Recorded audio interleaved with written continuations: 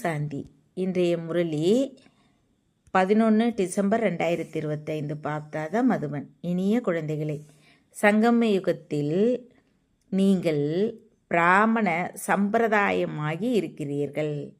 நீங்கள் இப்போது மரணலோக மனிதர்களிலிருந்து அமரலோக தேவராக மாற வேண்டும். கேள்வி: குழந்தைகள், நீங்கள் எந்த ஞானத்தை புரிந்து கொண்ட காரணத்தால் எல்லையற்ற சந்நியாசம் செய்கின்றீர்கள்? பதில்: உங்களிடம் நாடகத்தின் சரியான ஞானம் இருக்கிறது.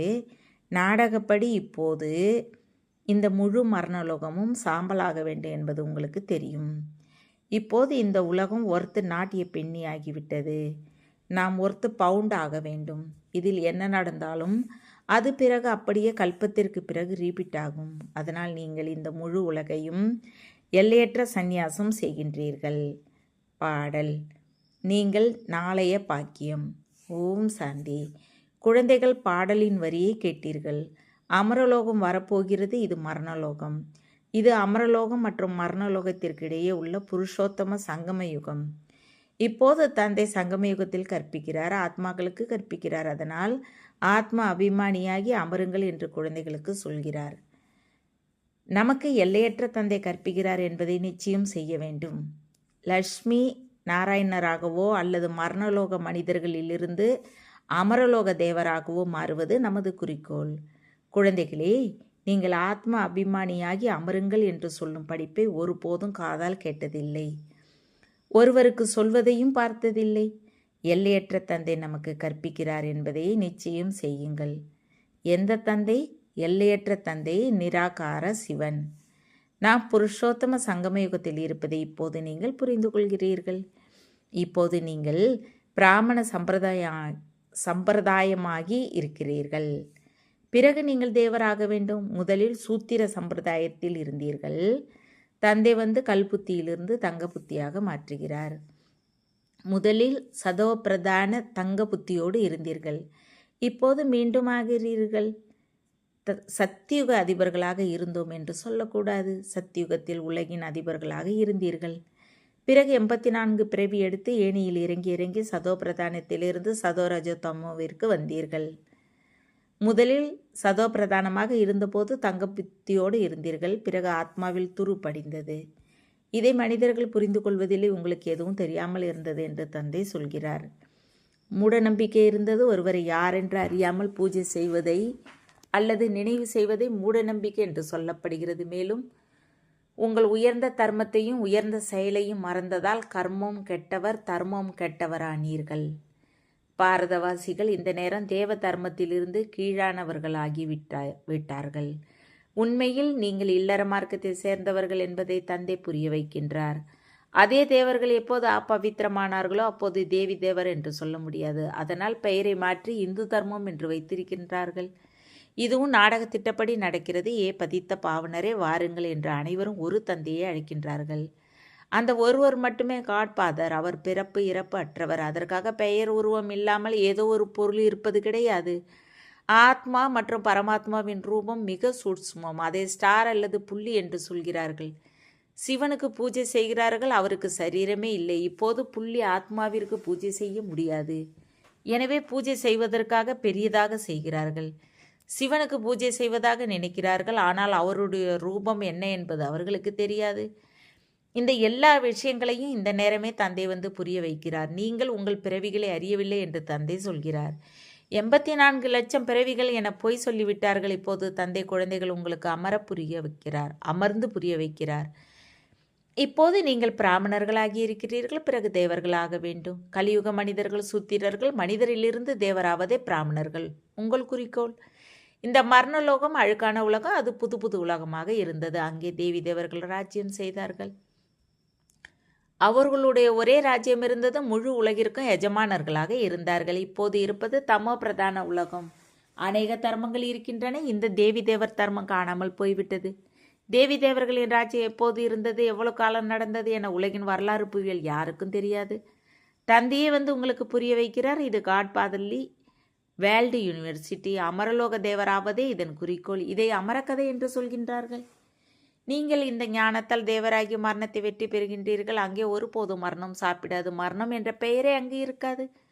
நாடக திட்டப்படி இப்போது நீங்கள் மரணத்தை வெற்றி பெறுகின்றீர்கள். பாரதவாசிகளும் 5 ஆண்டு அல்லது 10 ஆண்டு திட்டங்களை போடுகின்றார்கள். அதன் மூலம் நாம் ராம் ராஜ்யத்தை ஸ்தாபனை செய்கிறோம் என்று நினைக்கின்றார்கள். ராம் ராஜ்யத்தை உருவாக்குவதே எல்லையற்ற தந்தையின் திட்டமாகவும் இருக்கிறது. அவர்கள் எல்லோரும் மனிதர்கள். மனிதர்களால் ராம் ராஜ்யத்தை ஸ்தாபனை செய்ய முடியாது. சத்தியுகத்தையே ராம் ராஜ்யம் என்று சொல்கின்றார்கள்.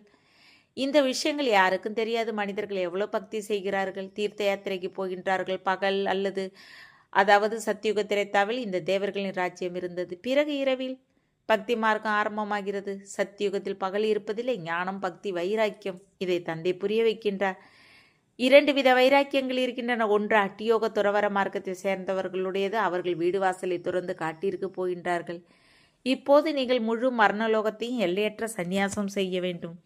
இந்த முழு உலகமும் சாம்பலாக போகிறது என்று தந்தை சொல்கின்றார். நாடகத்தை மிக நன்றாக புரிந்து கொள்ள வேண்டும். பேன் ஊர்ந்து செல்வதைப் போல டிக் டிக் நடந்து கொண்டே இருக்கிறது. என்ன நடந்தாலும் 5000 வருட காலத்திற்கு பிறகு அப்படியே ரிபீட் ஆகும். இதை மிக நன்றாக புரிந்து கொண்டு எல்லையற்ற சந்நியாசம் செய்ய வேண்டும். ஒருவர் வெளிநாட்டிற்கு செல்வதாக கொள்வோம். அங்கே நாங்கள் இந்த ஞானத்தை படிக்க முடியுமா என கேட்பார்கள். ஆம், நீங்கள் எங்கே வேண்டுமானாலும் அமர்ந்து படிக்க முடியும் என்று தந்தை சொல்கிறார். இதற்கு முதலில் 7 நாள் கோர்ஸ் பெற வேண்டும். அது மிக எளிது. ஆத்மா இதை மட்டும் புரிந்து கொள்ள வேண்டும். நாம் சதோ பிரதான உலகின் அதிபர்களாக இருந்தோம். அப்போது சதோ பிரதானமாக இருந்தோம். இப்போது தமோ பிரதானமாகிவிட்டோம். 84 பிறவிகளை முற்றிலும் ஒருத்து நாட் ஏ பெண்ணி ஆகிவிட்டோம். இப்போது நாம் எப்படி பவுண்டாவது? இப்போது இருப்பது கலியுகம். பிறகு நிச்சயம் சத்தியுகம் வர வேண்டும். தந்தை எவ்வளோ எளிதாக புரிய வைக்கிறார். 7 நாள் பாடத்தை புரிந்து கொள்ள வேண்டும். நாம் எப்படி சதோ பிரதானத்திலிருந்து தமோ பிரதானமானோம். காம சிதையில் அமர்ந்து தமோ பிரதானமானோம். இப்போது மீண்டும் ஞான சிதையில் அமர்ந்து சதோ பிரதானமாக வேண்டும். உலகின் வரலாறு புவியில் ரீபீட் ஆகிறது. சக்கரம் சுற்றி கொண்டே இருக்கிறது. இப்போது இருப்பது சங்கம யுகம். பிறகு சத்தியுகம் வரும். இப்போது நாம் கலியுக விகாரிகளாகிவிட்டோம். பிறகு சத்தியுக மற்றவர்களாவது எப்படி? அதற்கு தந்தை வழி சொல்கிறார். எங்களிடம் எந்த குணமும் இல்லை. இப்போது எங்களை அப்படி குணவானாக மாற்றுங்கள் என்று சொல்லி அழைக்கிறார்கள். யார் கல்ப முன்னரானார்களோ அவர்களை மீண்டும் ஆக வேண்டும். முதலில் தன்னை ஆத்மா என உணர வேண்டும் என்பதை தந்தை புரிய வைக்கின்றார். ஆத்மாவே ஒரு சரீரத்தை விடுத்து மற்றதை பெறுகிறது. இப்போது நீங்கள் ஆத்மா அபிமானியாக வேண்டும். ஆத்மா அபிமானியாகும் அறிவுரை இப்போதே உங்களுக்கு கிடைக்கிறது. அதற்காக நீங்கள் எப்போதும் ஆத்மா அபிமானியாக இருப்பீர்கள் என்பது கிடையாது. சத்தியுகத்தில் சரீரத்துக்கு பெயர் இருக்கும். லட்சுமி நாராயணரின் பெயராலேயே எல்லா காரியங்களும் நடக்கும். இப்போது இது சங்கம யுகம். இந்த நேரம் தந்தை புரிய வைக்கிறார். நீங்கள் அசரீரியாக வந்தீர்கள். பிறகு அசரீரியாக திரும்பி செல்ல வேண்டும். தன்னை ஆத்மா என உணர்ந்து தந்தையை நினைவு செய்யுங்கள். இது ஆன்மீக யாத்திரை. ஆத்மா தனது ஆன்மீக தந்தையை நினைவு செய்கிறது. தந்தையை நினைவு செய்தால்தான் பாவங்கள் சாம்பலாகும். இதை யோகா அக்னி என்று சொல்கிறார்கள். நீங்கள் எங்கிருந்து வேண்டுமானாலும் நினைவு செய்ய முடியும். இந்த சிருஷ்டி சக்கரம் எப்படி சுற்றுகிறது, நாம் எப்படி ஏணியில் இறங்கி வருகிறோம் என்பது 7 நாட்களில் புரிய வைக்கப்படுகிறது. இப்போது இந்த ஒரே பிறவியில் உயிரங்களை ஏற்படுகிறது. வெளிநாடுகளில் குழந்தைகள் இருக்கிறார்கள். அங்கும் முரளி போகிறது. இது பள்ளிக்கூடம். உண்மையில் இது காட்பாதல்லி யூனிவர்சிட்டி. கீதையின் உடையதே ராஜயோகம். எனினும் ஸ்ரீ கிருஷ்ணரை பகவான் என்று சொல்வதில்லை. பிரம்மா, விஷ்ணு, சங்கரையின் தேவர்கள் என்று சொல்கிறார்கள். இப்போது நீங்கள் முயற்சி செய்து மீண்டும் தேவர்களாகிறீர்கள். பிரஜாபிதா பிரம்மாவும் நிச்சயம் இங்கே இருப்பார். பிரஜாபிதா மனிதர். பிரஜைகள் நிச்சயம் இங்கேயே படைக்கப்படுகின்றார்கள். ஹம்சோ என்பதின் அர்த்தத்தை பாபா மிக எளிய வகையில் புரிய வைத்தார். பக்தி மார்க்கத்தில் ஹம் ஆத்மா சோ பரமாத்மா என்று சொல்கின்றார்கள். அதனால் பரமாத்மாவை சர்வ வியாபி என்று சொல்கிறார்கள். அனைவரிலும் வியாபித்து இருப்பது ஆத்மா என்று தந்தை சொல்கிறார். நான் எப்படி வியாபிக்க முடியும்? பதித்த பாவனரே, வாருங்கள், எங்களை தூய்மையாக்குங்கள் என்று நீங்கள் என்னை அழைத்தீர்கள். நிராகார ஆத்மாக்கள் அனைத்தும் வந்து அதனதன் ரதத்தை பெறுகின்றன. ஒவ்வொரு அழியாத மூர்த்தி ஆத்மாவிற்கும் ஆசனம் இதுதான். ஆசனம் என்றோ ரதம் என்றோ சொல்லலாம். தந்தைக்கு ரதமே இல்லை. அவரை நிராகாரர் என்று சொல்கிறார்கள். அவரிடம் சூட்சும சரீரமில்லை, ஸ்தூல சரீரமில்லை. நிராகாரர் தான் எப்போது ரதத்தில் அமர்வாரோ அப்போதே பேச முடியும். ரதம் இல்லாமல் பதித்தர்களை எப்படி பாவனமாக்க முடியும்? நிராகாரர், நான் வந்து இதை கடனுக்கு பெறுகிறேன் என்று தந்தை சொல்கிறார். தற்காலிகமாக கடனுக்கு பெற்றிருக்கிறேன். இவரை பாக்கியசாலி ரதம் என்று சொல்கிறார்கள். தந்தையே உலகின் முதல் இடைக்கடையின் ரகசியத்தை சொல்லி குழந்தைகள் உங்களை திரிகால் தரிசியாக மாற்றுகிறார். வேறு எந்த மனிதரும் இந்த ஞானத்தை அறிய முடியாது. இந்த நேரம் எல்லோரும் நாஸ்திகர்கள். தந்தை வந்து ஆஸ்திகர்களாக மாற்றுகிறார். படைப்பவர் மற்றும் படைப்பின் ரகசியத்தை தந்தை உங்களுக்கு சொன்னார். இப்போது உங்களை தவிர வேறு யாரும் புரிய வைக்க முடியாது. நீங்களே இந்த ஞானத்தால் மீண்டும் இவ்வளவு உயர்ந்த பதவி பெறுகின்றீர்கள். இந்த ஞானம் இப்போது மட்டும் பிராமணர்கள் உங்களுக்கு கிடைக்கிறது. தந்தை சங்கம யுகத்திலேயே வந்து இந்த ஞானத்தை கொடுக்கிறார். சத்கதி கொடுப்பவர் ஒரு தந்தை மட்டுமே. மனிதர்களுக்கு சத்கதி கொடுக்க முடியாது. அவர்கள் எல்லோரும் பக்திமார்க்க குருமார்கள். சத்குரு ஒருவர் மட்டுமே. அவரை தான் ஆகா சத்குரு ஆகா என்று சொல்கின்றார்கள். இதை பாடசாலை என்று சொல்லலாம். நரனிலிருந்து நாராயணன் ஆவதே இதன் குறிக்கோள். அவையெல்லாம் பக்தி மார்க்க கதைகள். கீதையாலும் எந்த பிராப்தியும் கிடைப்பதில்லை. நான் குழந்தைகள் உங்கள் முன்னால் வந்து கற்பிக்கிறேன் என்று தந்தை சொல்கிறார். அதன் மூலம் நீங்கள் இந்த பதவி பெறுகின்றீர்கள். பவித்திரமாக மாறுவதே இதன் முக்கிய விஷயம். தந்தையின் நினைவில் இருக்க வேண்டும். இதில் தான் மாயா தடைகளை ஏற்படுத்துகிறது. நீங்கள் உங்கள் ஆஸ்தி பெறுவதற்காக தந்தையை நினைவு செய்கின்றீர்கள். இந்த ஞானம் அனைத்து குழந்தைகளிடமும் போகிறது. ஒருபோதும் முரளி மிஸ் ஆகக்கூடாது. முரளி மிஸ் ஆனால் அப்சன்ட் போடப்படும். எங்கே அமர்ந்திருந்தாலும் முரளியால் புத்துணர்வு பெற்றுக்கொண்டே இருப்பீர்கள். ஸ்ரீமத்துப்படி நடக்க வேண்டும். வெளியே சென்றால் நிச்சயம் பவித்திரமாக இருக்க வேண்டும், வைணவராக இருக்க வேண்டும் என்பதை தந்தை புரிய வைக்கிறார். வைணவர்களும் 2 விதங்களில் இருக்கிறார்கள். வைணவர்கள் வல்லவாச்சாரிகளாகவும் இருக்கிறார்கள். எனினும் விகாரத்துக்கு போகிறார்கள். பவித்திரமாக இருப்பதில்லை. நீங்கள் பவித்திரமாகி விஷ்ணு வம்சியாகின்றீர்கள். அங்கே நீங்கள் வைணவர்களாக இருப்பீர்கள். விகாரத்திற்கு போக மாட்டீர்கள். அது அமரலோகம், இது மரணலோகம். இங்கே விகாரத்திற்கு போகின்றார்கள். இப்போது நீங்கள் விஷ்ணுபுரிக்கு போகின்றீர்கள். அங்கே விகாரமே இருப்பதில்லை. அது விகாரமற்ற உலகம். யோக பலத்தால் நீங்கள் உலகின் அரச பாக்கியத்தை பெறுகின்றீர்கள். அவர்கள் இருவரும் தமக்குள் சண்டை போடுவார்கள். இடையில் உங்களுக்கு வெண்ணெய் கிடைக்கும்.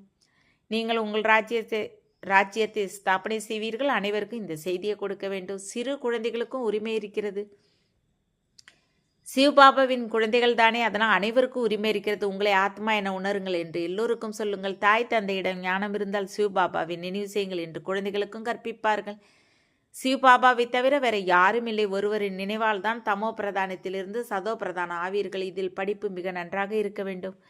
வெளிநாட்டில் இருந்தாலும் நீங்கள் படிக்க முடியும். இதற்கு புத்தகம் போன்ற எதுவும் தேவையில்லை. எங்கே அமர்ந்தும் நீங்கள் படிக்க முடியும். புத்தியால் நினைவு செய்ய முடியும். இந்த படிப்பு அவ்வளவு எளிது. யோகம் அல்லது நினைவால் பலன் கிடைக்கிறது. இப்போது நீங்கள் உலகின் அதிபர்களாக மாறிக்கொண்டிருக்கிறீர்கள். தந்தை ராஜயோகத்தை கற்பித்து தூய்மையாக்குகிறார். அது அட்டியோகம், இது ராஜயோகம். இதில் பத்தியம் மிக நன்றாக இருக்க வேண்டும். இந்த லட்சுமி நாராயணரை போல அனைத்து குணங்களும் நிறைந்தவராக வேண்டும். உணவு பானங்களின் பத்தியம் தேவை. இன்னொரு விஷயம், தந்தையை நினைவு செய்ய வேண்டும். அப்போது ஜென்மங்கள் பாவழியும். அரச பதவி பெறுவதற்கான சகஜ ராஜயோகம் என்று இதை சொல்கின்றார்கள். அரச பதவி பெறவில்லை என்றால் ஏழையாவீர்கள். முழுமையாக ஸ்ரீமத்துப்படி நடந்தால் உயர்ந்தவர் ஆவீர்கள். கீழானவரிலிருந்து மேலானவராக வேண்டும். அதற்காக தந்தையை நினைவு செய்ய வேண்டும். கல்பம் முன்னரும் நீங்களே இந்த ஞானத்தை பெற்றீர்கள். அதை பிறகு இப்போது பெறுகின்றீர்கள். சத்தியுகத்தில் மற்ற எந்த ராஜ்யமும் இருக்கவில்லை. அதை சுகதாமம் என்று சொல்கிறார்கள். இப்போது இது துக்கதாமம். ஆத்மாக்கள் நாம் எங்கிருந்து வந்தோமோ அது சாந்திதாமம். உலகில் மனிதர்கள் என்னென்ன செய்கின்றார்கள் என்பதை பார்த்து சிவபாபாவிற்கு ஆச்சரியமாக இருக்கிறது. குழந்தை பிறப்பை குறைக்க வேண்டுமென மனிதர்கள் எவ்வளவு தலையில் முட்டிக்கொள்கிறார்கள். இது தந்தையின் வேலை என்று புரிந்து கொள்வதே இல்லை. தந்தை உடனே ஒரே வீச்சில் ஒரு தர்மத்தை ஸ்தாபனை செய்து மற்ற அநேக தர்மங்களை அழிக்க வைக்கிறார். குழந்தை பிறப்பை குறைப்பதற்கு அவர்கள் எத்தனை மருந்துகளை எல்லாம் கண்டுபிடிக்கின்றார்கள். தந்தையிடம் ஒரு மருந்து மட்டுமே இருக்கிறது. ஒரு தர்மம் ஸ்தாபிக்கப்பட வேண்டும். அந்த நேரம் வரும். அப்போது இவர்கள் பவித்திரமாகின்றார்கள் என்று எல்லோரும் சொல்வார்கள். பிறகு மருந்து போன்ற எதற்கோ என்ன அவசியம்? உங்களுக்கு மன்மனா பவ என்ற அப்படிப்பட்ட மருந்து கொடுத்திருக்கிறார். அதனால் நீங்கள் 21 பிறவிகளுக்கு தூய்மையாகின்றீர்கள். நல்லது. இனிமேலும் இனிமையான காணாமல் போய் கண்டெடுக்கப்பட்ட செல்ல குழந்தைகளுக்கு தாய் தந்தை பாப் தாதாவின் அன்பு நினைவுகள் மற்றும் காலை வணக்கம். ஆன்மீக குழந்தைகளுக்கு ஆன்மீக தந்தை நமஸ்காரம். ஆன்மீக தந்தைக்கு ஆன்மீக குழந்தைகளை அன்பு நினைவுகள் மற்றும் நமஸ்காரம். தாரணைக்கான முக்கிய சாரம். 1. பவித்திரமாகி உறுதியான வைணவராக வேண்டும். உணவு பானங்களில் முழு பத்தியம் வைக்க வேண்டும். உயர்ந்தவராவதற்கு ஸ்ரீமத்துப்படி நிச்சயம் நடக்க வேண்டும். 2. முரளியால் தன்னை புத்துணர்வு பெற வைக்க வேண்டும். எங்கே இருந்தாலும் சதோ பிரதானமாக மாறுவதற்கு முயற்சி செய்ய வேண்டும். ஒரு நாள் கூட முரளியை மிஸ் பண்ணக்கூடாது. வரதானம். சுய நன்மை அடைந்ததின் வெளிப்படை நிரூபணத்தால் உலக நன்மையின் சேவையில் சதா வெற்றிமூர்த்தி ஆகுக. இந்த காலத்தில் எப்படி சரீர வியாதியான ஹார்ட் ஃபெயிலியர் அதிகமாக இருக்கிறதோ அப்படி ஆன்மீக முன்னேற்றத்தில் மனம் உடையும் நோய் அதிகமாக இருக்கிறது. அப்படி மனமுடைந்த ஆத்மாக்களிடம் பிராக்டிக்கல் மாற்றத்தை பார்க்கும் போதே தைரியம் அல்லது சக்தி வர முடியும். அதிகமாக கேட்டுவிட்டார்கள், இப்போது பார்க்க விரும்புகிறார்கள். உதாரணத்தின் மூலமாக மாற்றத்தை விரும்புகின்றார்கள். அதனால் உலக நன்மை செய்வதற்கு முதலில் சுய நன்மையை உதாரணமாக காட்டுங்கள். உலக நன்மையின் சேவையில் வெற்றி மூர்த்தி ஆவதற்கு பிராக்டிக்கல் உதாரணமே சாதனமாக இருக்கிறது. இதன் மூலமே தந்தையின் பிரதர்ஷனம் ஏற்படும். எதை சொல்கின்றீர்களோ அது உங்கள் சொரூபத்தில் பிராக்டிக்கலாக தெரிய வேண்டும். அப்போதே ஏற்பார்கள். ஸ்லோகன்: பிறரது எண்ணங்களை தனது எண்ணத்தோடு இணைப்பதே மரியாதை கொடுப்பதாகும். அவ்வியக்து சைகை. இப்போது முழுமையாகவும் கர்மாத்தீத்தாகவும் ஆர்வம் கொள்ளுங்கள். கர்மாத்தீத ஆவதற்கு எதுவரை கர்மத்தின் பந்தனங்களிலிருந்து விலகியிருக்கிறேன். லௌகீகத்திலும் அலௌகீகத்திலும் செயல் சம்பந்தம் இரண்டிலும் எதுவரை சுயநல உணர்விலிருந்து விடுபட்டு இருக்கிறேன் என்பதை சோதனை செய்யுங்கள். எப்போது கர்மத்தின் கணக்கு வழக்கிலிருந்தும் வீண் சுபாவ சமஸ்காரத்திற்கு ஆவதிலிருந்தும் விடுபடுவீர்களோ அப்போது கர்மாதீத்த நிலையை பெற முடியும். எந்த சேவையோ குழுவோ இயற்கையின் பிரச்சனைகளோ சுயஸ்திதி அல்லது உயர்ந்த ஸ்திதியை தடுமாற வைக்கக்கூடாது. இந்த பந்தனத்தில் இருந்தும் விடுபட்டு இருப்பதே கர்மாதீத்த நிலைக்கு அருகில் இருப்பதாகும். ஓம் சாந்தி. தேங்க்ஸ் பாபா.